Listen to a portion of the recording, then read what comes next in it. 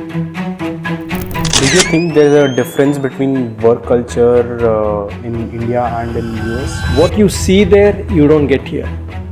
What you see here, you don't get there. India is a service-oriented country. So would you like to elaborate a bit more? See, it's much easy to advise. The concept of product is very critical for our survival and going forward. Understanding technology is one aspect. Right. But can you apply it to solve a problem? We often see a gap when it comes to engineers. If you see a campus of over 12,000 students, it's very difficult to coach everybody on this. Guys, the world doesn't run on philosophy. The world runs on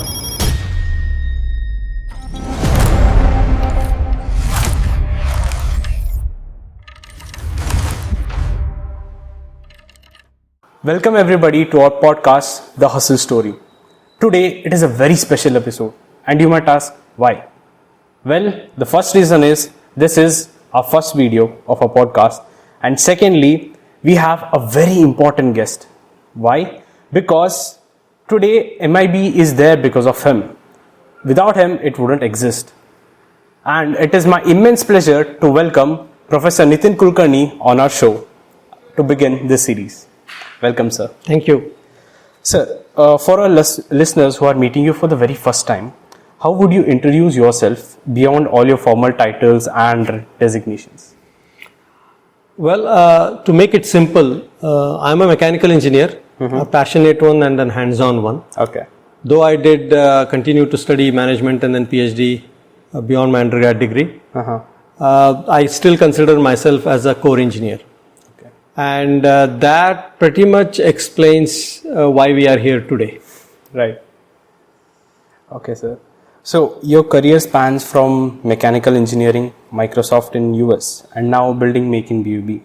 What made you to return to India and what problems were you determined to solve?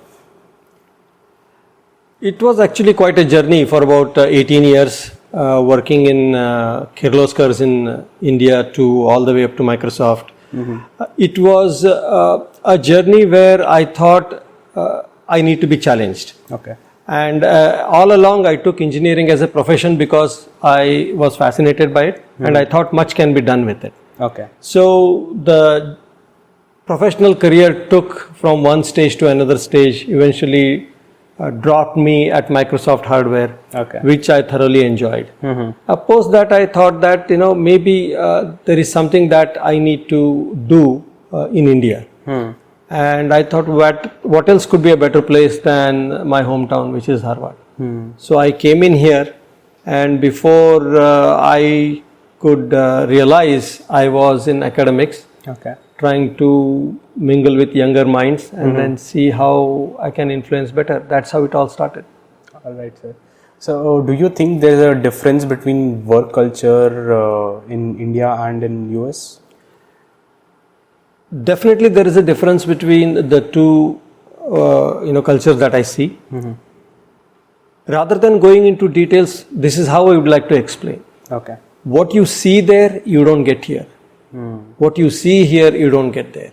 So you will have to choose what you like. Okay. And life is all about balancing it so that you continue to do your best and then stay productive throughout your life. So the statement "life is all about balancing." How would you explain this term to students when they're trying to balance their hobbies or entrepreneurship journey also with their academics?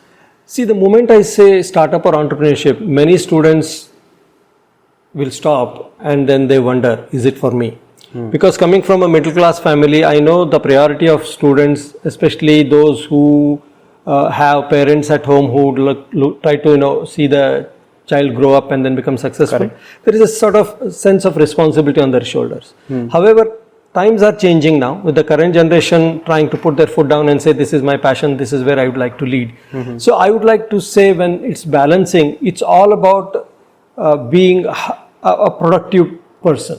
Now, specifically talking about engineering and engineering graduates, I see that there is immense opportunity in India to actually perform and deliver. Okay. Because as you know, India is a service-oriented country. Right. I think sooner rather than later, we need to shift over to product nation. Okay. The concept of product is very critical for our survival and going forward, and that who else other than engineers drive it. Right. And that is why I say this again with a little sense of urgency that we need to get going on this one. Right. So, sir, what inspired you to create Make BVB, which is an entrepreneurship focused club? And what gap were you exactly trying to fill? See, it's an interesting story. Make BVB just happened not because of me. It happened because of students with me. Okay.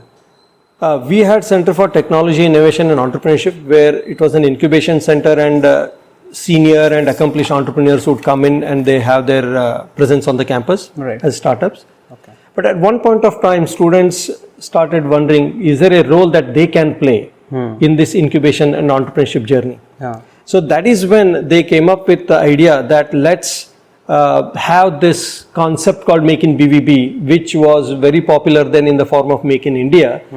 And then they say that why don't we enable that, thought process on campus. Right. The philosophy is still the same. Make in India is pan-India level and more on a macro level, whereas Make in BVB is trying to figure out things at the campus level so that students as enablers can take on challenges and then work with it and deliver it, which I saw doing remarkable things.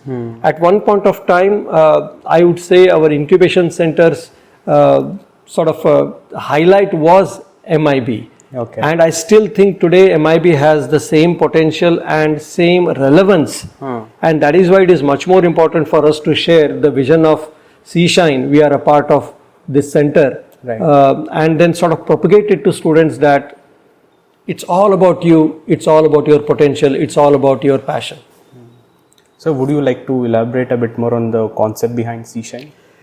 C-Shine stands for, it's a hub for student innovation and entrepreneurship center, which focuses on that part. Our aim is very straightforward. Students come here to study in this campus for 4 years. Okay. They study technology, they study law, business. Right. But I have been observing that most of the times it is remembering and understanding. That's where the education sort of stops them. It's not by design, but it is by possibility. So the question is, where do you apply these learnings so that they learn hands-on? Especially for technology streams, understanding technology is one aspect. Right. But can you apply it to solve a problem? And this is more so when you start putting your hands on things and realize that why certain things work the way they work and sometimes they don't work the way you anticipated them to be working. Correct. When are they going to figure this out? Because most of our theory happens in the classroom. About 60-70% of our time goes in the theory. Nothing wrong in it. The remaining part is in the labs. And a small portion of that is probably activities on campus. Correct. But the labs are predefined. They are closed-end challenges. But if there is an open-ended challenge, can an engineer look at it and figure out what does it take to fix this problem? And that doesn't happen by accident. It has to happen by training and then willful thinking and a path that is created for students to walk without feeling intimidated, without feeling fearful, and without being afraid of failure. Right. And that is precisely what C-Shine is intending to do. Okay. So when you were trying to establish this club, what were some of the challenges or hurdles did you face? It's pure disconnect that anybody could see, not just this campus, any campus. Okay. Academically great, but the question is, can they perform? Now, that is why at C-Shine, academic performance isn't something, a yardstick that we are using to measure up anyone. Okay. It is the sheer curiosity and willingness to learn, willingness to work with others, Right. and just showing that sense of interest in how in the world the things work. And those are the kind of students that we think can make C-Shine a whole lot more successful because they can take quite a bit of an advantage out of it. Right. So, sir, during the year 2014-2015, social media wasn't really a thing at that time in India. Yep. So, how were you able to connect with the students back then? Interesting question. Honestly speaking, we had WhatsApp, but that was the only major means of connection. Right. Beyond that, I would say it was like senior batches talking to juniors, handoff happens, and then they take the baton forward. In fact, I remember in every handoff from one batch to another batch, I remember students of the outgoing batch challenging the juniors that beat our record, and that was an open challenge which the juniors took it extremely positively. Right. And that is how the performance on campus, you could see, kept on rising to a level which was unprecedented. So, could you walk us through the Pupa event behind how did it start, why did it start, and what's the main concept behind it? See, it's much easy to advise. When I say it's academically you become an engineer, but translate yourself into a functional or a practicing engineer, it's much easier said than done. Right. That was the driver for us to think, how do we do this? And with the help of few of the industry experts, we came about this idea, which was part of that, was being practiced under the name Maker Space, Maker World, that kind of thing. But how do you sort of localize it to our community, our need, our campuses? So that is when the concept of Pupa came in, wherein we thought that can we have students for a short period of time feel like an entrepreneur. Okay. So that's why I call Pupa is an, what do you call, a rapid entrepreneurial experience, wherein you live like an entrepreneur for a pre-specified period of time. You think of a problem, come out with a solution, but it doesn't end there. Right. No enterprise will last just by doing, solution development. They need to reach to the customer, right? That's when the money starts flowing in. So Pupa is the first such idea where your potential technological strength can be converted into a product for which there is a customer who is willing to pay. Now, if you see, this simple chain of events is exactly how enterprises are built. Okay. As long as you are offering what the customer wants, there is money which flows through the system. Right. And can students experience that? So through that, they know they have the potential to live and never have to be afraid of going hungry. And that basic cardinal thought process on which Pupa is built. Okay. So sir, we often see a gap when it comes to engineers. They are very good at problem recognition and also developing a solution for it, but they go quite a weak when it comes to handling the business aspect of it, right? So do you think Pupa will help them fill this gap? Pupa is a very basic level intervention. Here we really don't teach them anything. We want them to figure things out. As you said, social media is so strong around us. Information, there is no dearth of it. People can speak well, they can connect well. So with all these, what you call support system, students are to develop a product, learn about the basics of business, and then make a sale and make money, right? That is what it is. Right. But Pupa isn't really the end goal of C-Shine. Pupa is the beginning, intervention. However, over a period of time, C-Shine will bring in what does it take to be business savvy. Okay. How do you identify the customer needs? And how do you provide what they want? And how do you define your go-to-market strategy? How do you even measure up the market? How do you measure the pain point of a customer before even you could think of developing a solution? Right. So all these things will follow. Because if you see a campus of over 12,000 students, it's very difficult to coach everybody on this. So Pupa actually identifies literally hundreds of students who would like to walk this journey, Right. for whom we have successive initiatives aligned so that they now not only become technically sound and confident, they will also be able to take the technology to a level that they will understand the business dynamics around it. Okay. So sir, many of the students are often hesitant about participating in such events because they think their product isn't good enough, right? So how would you convince such students to come and join? That itself is a great learning. That the product that they have made or they are going to make is of not a right quality itself is a great, according to me, revelation. Why? Because whoever wants to just fast forward 8 semesters, get a degree and walk into a company and become successful, I would like them to think and ask the same question. What makes me so great in the company? Right. Because they're doing something there for the first time.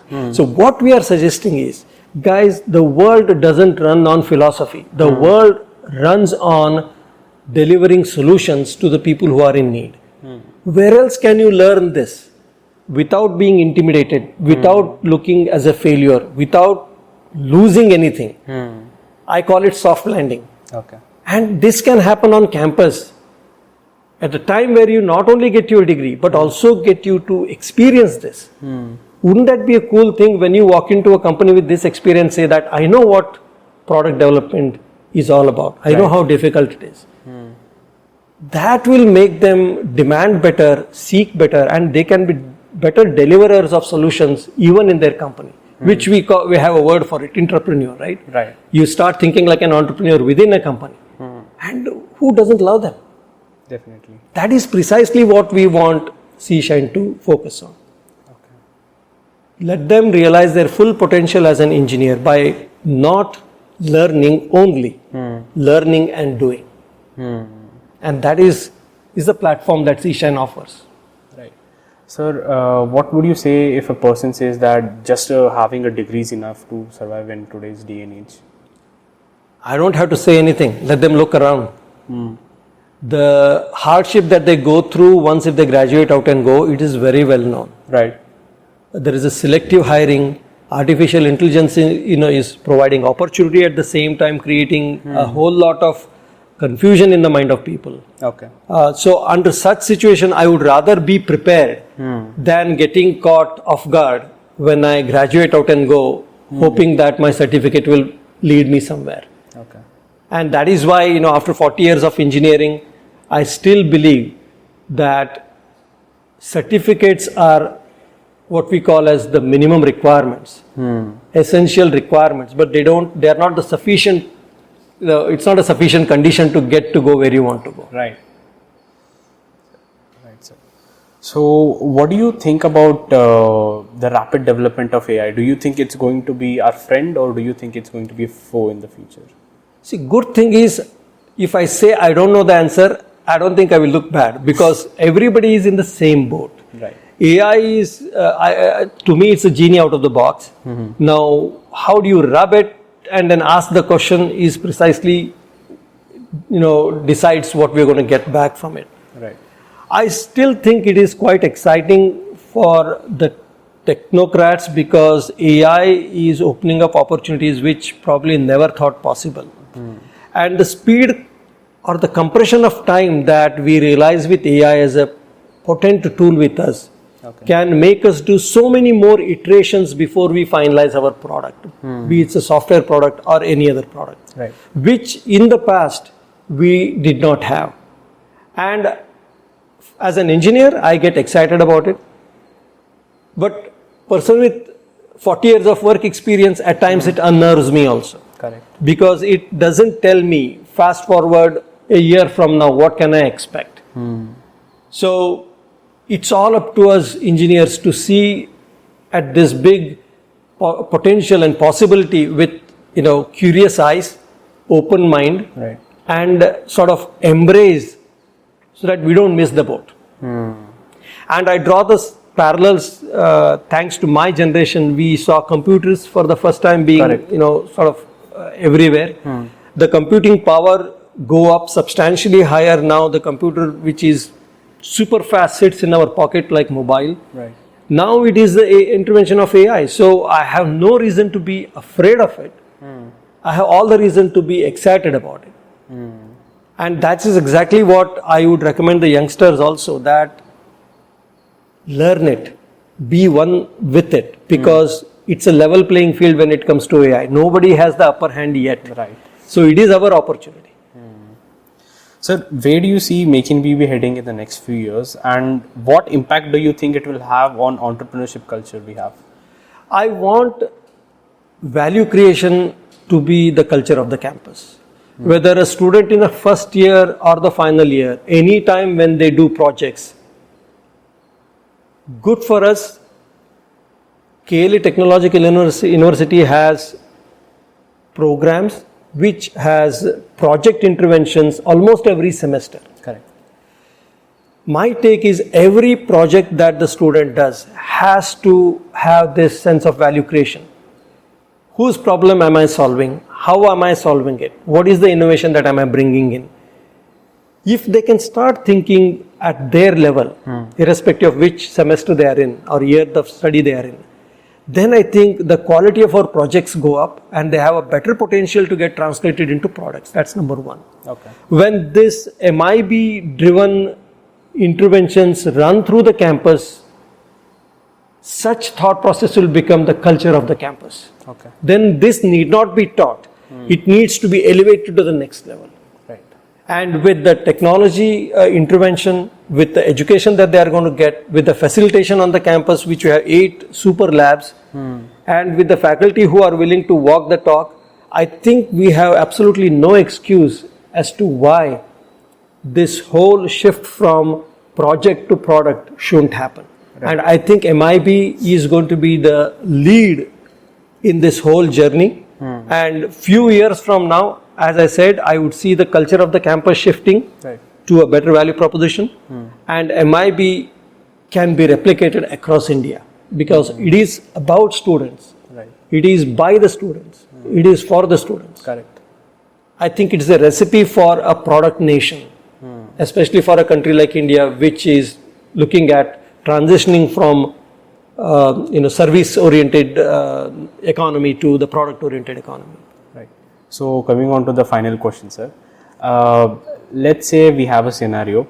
You have one last day, and after that, you'll be disconnected from the entire world. So what is the one last message that you would like to give it to students and to entrepreneurs? Just do it. If you have an idea in your mind, just put your best. Who knows? You don't need a one full day to, deliver the product.